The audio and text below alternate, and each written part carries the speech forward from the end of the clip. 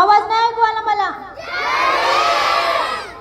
आता तुम्ही सगळेजण म्हणत असताल की आज तर स्नेहसंमेलन आहे, म्हणजे गॅदरिंग आहे शाळेची, मग जय भीम कस काय? आज तर 14 एप्रिल पण नाहीये, 6 डिसेंबर पण नाहीये, मग जय भीम कस काय? तर ऐका, जय भीम म्हणजे एकता, जय भीम म्हणजे आपण सर्वजण ताठ मानाने जगतो। हॅलो, जय भीम म्हणजे मी आज तुमच्या समोर माझं मनोगत व्यक्त करत आहे। जय भीम म्हणजे मला माझं बोलण्याचा अधिकार आहे, म्हणून मी जय भीम म्हणत आहे।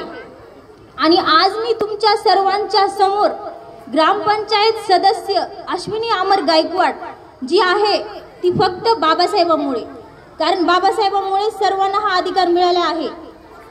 तर मी इथून पुढे माझ्या आयुष्यामध्ये जगातील कुठल्याही स्टेजवर कुठलाही विषय कुठलाही कार्यक्रम असू द्या, माझं भाषण जय भीम म्हणल्याशिवाय सुरू होणार नाही। राजवीर आणि ओम स्टेजवर या। तर आज 19 मार्च तारीख आहे आज। तर आज आपल्या जिल्हा परिषद शाळेमध्ये गॅदरिंग आहे, बरोबर आहे का? तर मग जवळपास सर्वांनी म्हणजे असं ऐकलंच नसेल की मार्च महिन्यामध्ये गॅदरिंग कसं काय होत आहे। मार्च महिन्यामध्ये गॅदरिंग कसं काय होत आहे? जवळपास 2-3 वर्ष झालं आपल्या शाळेमध्ये सकाळी गॅदरिंग घेत होते, 26 जानेवारीला सकाळी 10:30 ते 11च्या टायमिंग मध्ये।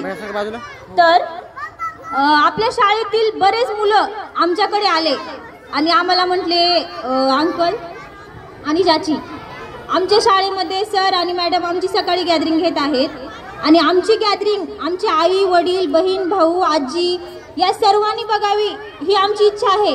कारण प्रत्येक मुलाला असं वाटतं की आपण जे कृत्य करत आहेत, आपण जे डान्स करतात ते आपल्या आई वडिलांनी सर्वांनी बघावं व त्याचं कौतुक करावं, हे प्रत्येक मुलांना वाटत असतं। तर मग त्यांची अशी इच्छा होती की तुम्ही प्लीज आमच्या शिक्षकांना तुम्ही बोला की आमची गॅदरिंग सकाळची कॅन्सल करून संध्याकाळी घ्या। आम्ही म्हणलं ठीक आहे, आम्ही तुमच्या शिक्षकांशी बोलतो आणि चर्चा करतो आणि त्यांना रिक्वेस्ट करतो की प्लीज गॅदरिंग तुम्ही संध्याकाळी घ्या। मग एके दिवशी मी आणि आमचे गायकवाड सर शाळेमध्ये आलो आणि शाळेमध्ये कबड्डीचा खेळ सुरू होता।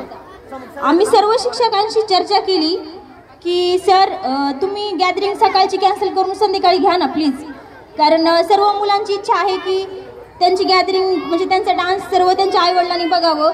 आणि आपल्या इकडला एरिया म्हणजे सगळे कसं कष्ट करून खाणारे लोक आहेत ना, सगळे कष्ट करतात, कामाला जातात, शेतात जातात व सर्व मुलांचे आई वडील म्हणजे कामाला सकाळी गेले की संध्याकाळी परत येतात, मग सकाळी 10-10:30ची गॅदरिंग ते बघू शकत नाहीत ना। मग आम्ही असं शिक्षकांना बोललो की प्लीज तुम्ही संध्याकाळी गॅदरिंग घ्या। तर सर्व शिक्षकांसोबत चर्चा केल्याच्या नंतर ते म्हणले आम्हाला थोडी अडचण आहे, आम्हाला थोडी आर्थिक अडचण व आमचा टीचर स्टाफ थोडा कमी आहे त्याच्यामुळं, आणि थोडं संध्याकाळी म्हटलं की थोडा गोंधळ होण्याची शक्यता असती। तर मग आमचे गायकवाड सर म्हणले तुम्ही काही काळजी करू नका, जे काही तुमची अडचण आहे म्हणजे शाळेतील डेकोरेशन स्टेज सर्व काही खर्च ते सगळा खर्च आम्ही करूत म्हणले, आणि जे काही अडचणी त्याला मी सामोर जाईन म्हणले, तुम्ही काळजी करू नका, मी सगळं सॉल्व्ह करतो, पण प्लीज तुम्ही संध्याकाळी गॅदरिंग घ्या। मग सगळे शिक्षक म्हणले चालते ठीक आहे म्हणले, तुम्ही सोबत आहेत म्हणल्यावर आम्हाला काही काळजी करायची गरजच नाहीये। आणि म्हणजे त्यांनी पण आम्हाला शब्द दिला की हो म्हणले आम्ही घेतोच म्हणले संध्याकाळी गॅदरिंग, तुम्ही सोबत आहेत म्हणल्यावर काय हरकत नाही।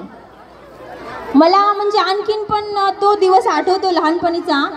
मी ह्या शाळेतली मुलगी आहे, ह्या शाळेत मी शिकलेली आहे, ह्या शाळेमध्ये म्हणजे ह्या स्टेजवर मी पण लहानपणी गॅदरिंगमध्ये सहभाग घेतलेला आहे, इथं डान्स केलेला आहे आणि गॅदरिंग म्हटलं की सर्वांना इतका आनंद होतो, खूपच म्हणजे सगळ्यांच्या चेहऱ्यावर मला तो आनंद दिसत आहे आता सध्याला, कारण इथं डान्स करणारे मुलं ते सगळे आपले आणि मला म्हणजे खूपच अभिमान वाटतो की मी या शाळेमध्ये शिकलेली आहे, इथली विद्यार्थी आहे आणि आज या स्टेजवर मला प्रमुख पाहुणे म्हणून निमंत्रित करतात, माझा सत्कार करतात, खूप म्हणजे खूप मला आनंद वाटतो आणि शब्दाला पण किंमत आहे बरं का। याचं सर्वात मोठं उदाहरण म्हणजे आपल्या या जिल्हा परिषद मधल्या पूर्ण टीचर स्टाफ, कारण त्यांनी आम्हाला शब्द दिला की आम्ही गॅदरिंग घेऊ आणि त्यांनी त्यांचा शब्द पूर्णपणे पाळला। शब्दाला किंमत आहे, शब्द पाळला तर माणसाला किंमत आहे. नाहीतर आजकाल म्हणजे बरेच लोक शब्द देतात पण ते पाळत नाही, मग त्याला माणूस म्हणतात का? तुम्हीच बघा आता.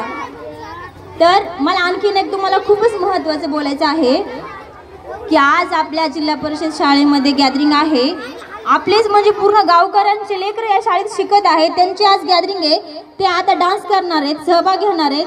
तर आपण सर्वांनी त्यांना सहकार्य करावं व सर्वांनी शांत पद्धतीने पूर्ण कार्यक्रम अटेंड करावा आणि शेवटपर्यंत कुणीही गोंधळ नाही होणार याची पूर्ण काळजी घ्यावी.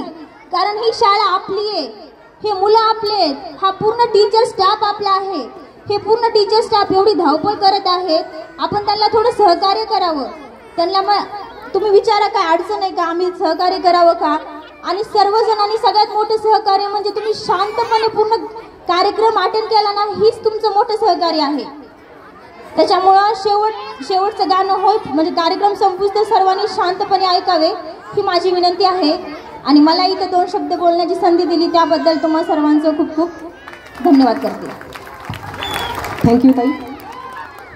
ज्या कार्यक्रमाच्या